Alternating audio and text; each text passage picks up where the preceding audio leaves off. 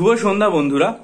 আজ public service commission আয়োজিত West Bengal civil service 2023 পরীক্ষার মেন পরীক্ষার প্রথম দিন। আজকে বাংলা এবং ইংরেজি পরীক্ষা হয়েছে। পরীক্ষায় প্রশ্নপত্র কেমন হয়েছে এই ভিডিওতে আজকে আমরা পুরো বিষয়টা নিয়ে আলোচনা করব। প্রথমে বলি বাংলাতে সম্পাদকীয় পত্র রচনা দেওয়া হয়েছে। যে বিষয়গুলো দেওয়া হয়েছে: পরমাণু যুদ্ধে আতঙ্কিত পৃথিবী, মহামারী এবং সেটা যে প্রমাণ করে যে মানুষের মধ্যে মানবতাবোধ এখনো বেঁচে আছে সেই বিষয়টা। আর সব থেকে বড় কথা সেটা হচ্ছে সারা ভারতবর্ষ জুড়ে বেকারত্ব, শিক্ষিত সমাজ, তাদের হতাশা এবং শিক্ষার প্রতি যে অনীহা জন্মানো এই বিষয়টা। তাহলে দেখা গেল যে পাবলিক সার্ভিস কমিশন WBCS এর পরীক্ষাতে এই যে শিক্ষিত বেকারদের মনের যন্ত্রণা সেটা তাদের প্রশ্নপত্রে তুলে আনতে শেষ পর্যন্ত বাধ্য হলো। এই তিনটে বিষয় দেওয়া হয়েছে। শেষের বিষয়টা তো সবাই নিজেদের অনুভূতি দিয়েই লিখতে পারবেন, তথ্য তো অবশ্যই দেওয়া যাবে, এমনকি এই ওপরের যে দুটো বিষয় আছে সেটাও লিখতে পারবেন। সুতরাং এইটা লেখা নিয়ে কোনো সমস্যা কারোর হয়েছে বলে আমার মনে হয়নি। সুতরাং সম্পাদকীয় পত্র রচনা তিনটের মধ্যে যে কোনো একটা প্রত্যেক পরীক্ষার্থী সহজেই লিখতে পারবেন। অন্তত শেষেরটা তো আমরা সবাই নিজেদের জীবন দিয়ে উপলব্ধি করি। 2 নম্বর সেটা হচ্ছে প্রতিবেদন। এখানে একটা কথা বলার আছে, সেটা হচ্ছে WBCS পরীক্ষার ক্ষেত্রে আমাদের কিন্তু, আমার যতদূর মনে আছে, যদি ভুল হই আপনারা আমাকে ধরিয়ে দেবেন, সিলেবাসে বা স্কিমস যেখানে ব্যাখ্যা করা হয় সেখানে সম্পাদকীয় প্রতিবেদনের কথা বলা থাকে। প্রত্যেকবার পরীক্ষাতে সম্পাদকীয় প্রতিবেদনই লিখতে দেওয়া হয়, কিন্তু এবার আমি অবাক হয়ে দেখলাম এবারে প্রতিবেদন রচনা করতে দেওয়া হয়েছে। একটা প্রতিবেদন আর একটা সম্পাদকীয় প্রতিবেদনের মধ্যে তফাৎ থাকে। সম্পাদকীয় প্রতিবেদন আপনারা যদি আনন্দবাজার পত্রিকা খুলে দেখেন তাহলে সেখানে কিন্তু সাধারণত তারিখ, তারপরে জায়গা, স্থান এগুলো উল্লেখ করা থাকে না। কিন্তু একটা প্রতিবেদনের ক্ষেত্রে কিন্তু জায়গার স্থান, নিজস্ব সংবাদদাতা যে রিপোর্টটা করছেন সেই বিষয়টা, এই জিনিসগুলো, তারিখ, এগুলো কিন্তু উল্লেখ করা হয়। এখন স্কিমস অ্যান্ড সিলেবাস যদি সম্পাদকীয় প্রতিবেদন লেখা থাকে, পরীক্ষায় যদি প্রতিবেদন দেওয়া হয়, তাহলে কিন্তু সেটা পরীক্ষার্থীদের মধ্যে যথেষ্ট একটা অসুবিধার কারণ। ব্যাপারটা আমার কাছে খুব একটা স্পষ্ট হলো না যে হঠাৎ করে এরকম শুধু প্রতিবেদন দিয়ে দেওয়া হলো কেন। বিষয় যেটা দেওয়া হয়েছে সেটাও একটু টাফ বিষয় এবং উগ্র প্রাদেশিকতা ভারতবর্ষের উন্নয়নের ক্ষেত্রে অন্যতম অন্তরা। এটা কিন্তু একটু কঠিন বিষয় লেখা, যে প্রাদেশিক চিন্তা ভাবনা আমাদের যে সমগ্র ভারতবর্ষকে এগিয়ে নিয়ে যেতে বাধা দিচ্ছে এই জিনিসটা। এখন এটা সাধারণত রিপোর্ট আকারে না লিখে সম্পাদকীয় প্রতিবেদন এলেই বোধহয় ব্যাপারটা ভালো হতো।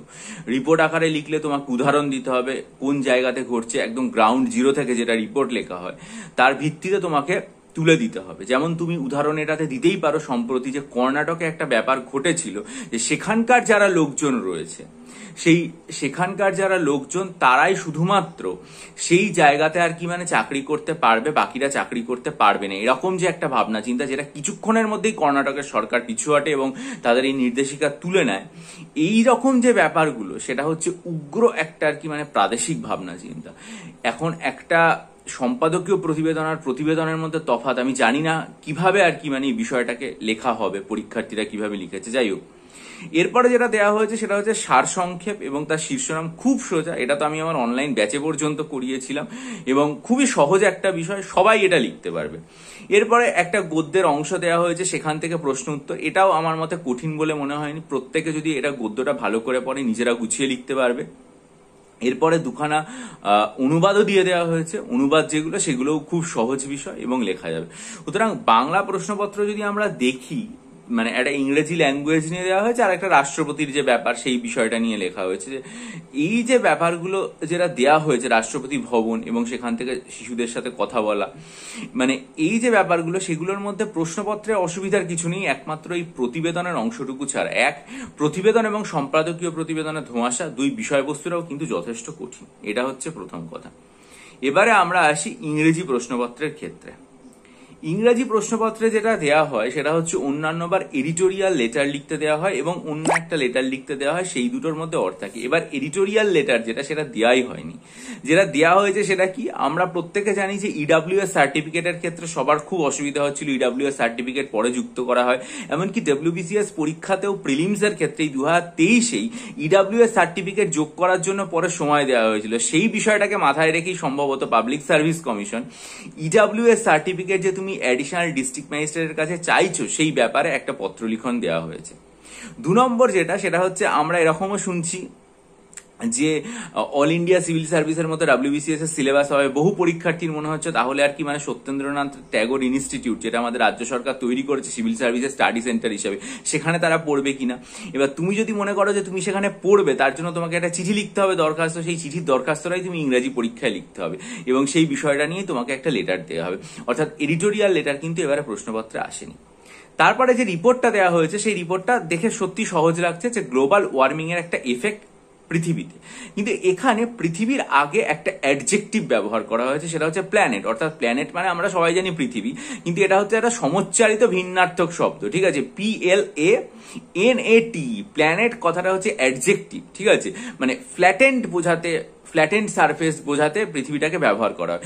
এখন আমি জানি না যে ওরা প্ল্যানেট আর্থ হিসাবে দিয়েছে নাকি এটা ভুল করে ছাপা হয়ে গেছে। যদি এই প্ল্যানেট থাকে তার মানে হচ্ছে মানে ওরা কি গ্লোবাল ওয়ার্মিং এর এফেক্টটা আমাদের যে পৃথিবীর ভূমিক্ষয় সেইটার উপর দিচ্ছে, মানে ব্যাপারটা কি মানে যারা জিওলজি বা জিওগ্রাফি নিয়ে পড়েছে তারা অনেক ভালো করে ব্যাপারটা মানে বোঝাতে পারবে, নাকি এটা সার্বিকভাবে পৃথিবীর ওপর দেওয়া হচ্ছে। এখানে প্ল্যানেট কথাটা ভুলভাবে ছাপা হয়ে গেছে, এটা কিন্তু স্পষ্ট না, কারণ PLANET এই যে শব্দটা এখানে দেওয়া হয়েছে এই শব্দটা কিন্তু সম্পূর্ণ সঠিক শব্দ, কোনো ভুল নয়।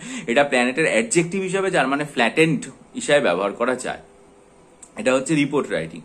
3 নম্বর যে এখানে গত বছর আমরা দেখেছিলাম যেখানে একটা এসে দেওয়া হয়েছিল, এবারে আবার এসে না, এবার পুরোপুরি কম্পোজিশন দেওয়া হয়েছে। কম্পোজিশনের ক্ষেত্রে ন্যাশনাল এডুকেশন পলিসি 2020 মানে অনেকটা পুরোনো দিনের জিনিস দেওয়া হয়েছে।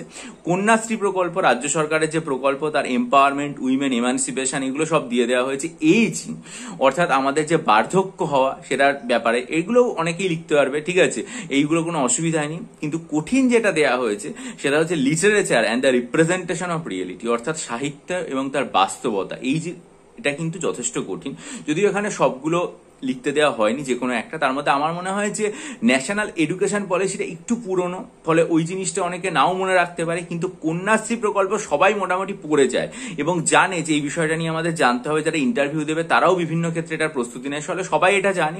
এবং বার্ধক্য হওয়া সেটার সমস্যা, সেগুলো তো আমরা অনেক সময় পড়ে থাকি, আমি লিখেও দিয়েছি এই ব্যাপারটাতে, অসুবিধা সুবিধা এই জায়গাগুলো। আবার যারা সাইকোলজি পড়ে তারাও জানে, ফলে এটা অনেকেই লিখতে পারবে। কম্পোজিশনে কোনো সমস্যা হবে না। এটা হচ্ছে 2 নম্বর। 3 নম্বর যেটা, তারপরের যেটা, সেটা হচ্ছে প্রেসি রাইটিং। প্রেসিটা যথেষ্ট বড় এবং প্রেসিটা শেক্সপিয়ার ও হ্যামলেটের ওপর দেওয়া হয়েছে। প্রেসিটা যে খুব যে ইনার মিনিং আছে সেরকম কিন্তু নয়, আর একটা ডেসক্রিপটিভ টাইপের প্রেসি, কিন্তু যথেষ্ট বড় এবং তোমাকে ভালো করে বুঝে লিখতে হবে। কোনো কোনো শব্দের মানে বুঝতেও অসুবিধা হতে পারে, তবে আমার মনে হয় যে একটু ভালো করে পড়লে ব্যাপারটা বুঝতে পারা যাবে, আর খুব সমস্যা হওয়ার কথা নয়। কিন্তু কঠিন যেটা দেওয়া হয়েছে সেটা হচ্ছে অনুবাদ।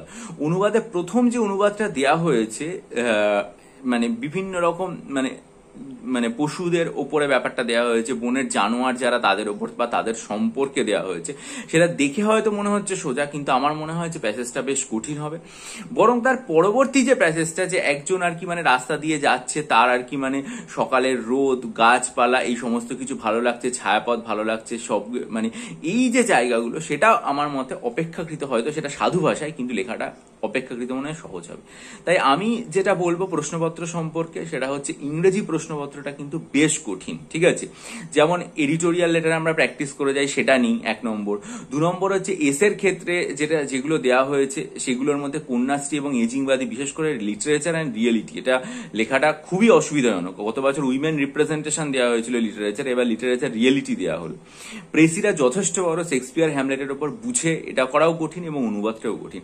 তাই আমি যেটা বলবো সেটা হচ্ছে বাংলা প্রশ্নপত্র যেটা, সেটা যদিও সহজ হয়েছে, কিন্তু ইংরেজি প্রশ্নপত্রটা কিন্তু মানে আমার ব্যক্তিগতভাবে মনে হয়েছে বেশ কঠিন। এবার হতেই পারে যে আমি ইংরেজিতে যথেষ্ট দুর্বল, যেটা আমি সবসময় বলেই থাকি, সেই জন্য আমার এটা কঠিন লাগলো। আপনারা অনেক লেখাপড়া করেছেন, অনেক প্রস্তুতি নিয়েছেন এবং সবল, আপনাদের এতটা কঠিন নাও লাগতে পারে ইংরেজি। এইটা হচ্ছে আমার ওভারঅল বিশ্লেষণ। আর একটা কথা বলার, সেটা হচ্ছে অনেকেই জিজ্ঞাসা করছিলেন যে পরপর লিখতে হবে বা না, মানে যে কোনো ভাবে। দেখুন, এটা আপনাদের, আমি গতকালও ভিডিও করে বলেছিলাম, আপনার অ্যাডমিট কার্ড এবং আপনার যে খাতা, সেখানে যেভাবে ইনস্ট্রাকশন থাকবে একদম সেইভাবেই কিন্তু আপনি ব্যাপারটাকে লিখবেন। যদি ইনস্ট্রাকশন অ্যাডমিট কার্ডে দেওয়া থাকে যে পরপর সবকিছু লিখবে, তাহলে আপনি পরপরই লিখবেন। আমাদের সময় এরকম কোনো ইনস্ট্রাকশন থাকতো না, আমি কিন্তু মানে যেটা প্রথমে সোজা মনে হয়েছে সেটা সেভাবেই লিখেছি, কিন্তু যদি এরকম ইনস্ট্রাকশন থাকে তাহলে সেটা মেনে চলাই আমার মনে হয় কর্তব্য। এইটাই হচ্ছে আজকে প্রশ্নপত্র সম্পর্কে অ্যানালিসিস। যদি ভিডিওটা ভালো লাগে লাইক করুন, বন্ধুদের মাঝে শেয়ার করুন। আপনাদের পরীক্ষা কেমন হয়েছে, আপনারা কতটা আমার সাথে একমত বা দ্বিমত সেটাও অবশ্যই কমেন্ট করে জানান, আমি তাহলে ঋদ্ধ হব। এবং ভিডিওটা বন্ধুদের মাঝে ছড়িয়ে দিন, চ্যানেলটা সাবস্ক্রাইব করে বেল আইকন প্রেস করুন, কারণ পরবর্তী প্রশ্নপত্রগুলো পেলে সেগুলো সম্পর্কে আমি বিশ্লেষণ করব। ভালো থাকুন, বিজয়ী হন, সফল হন।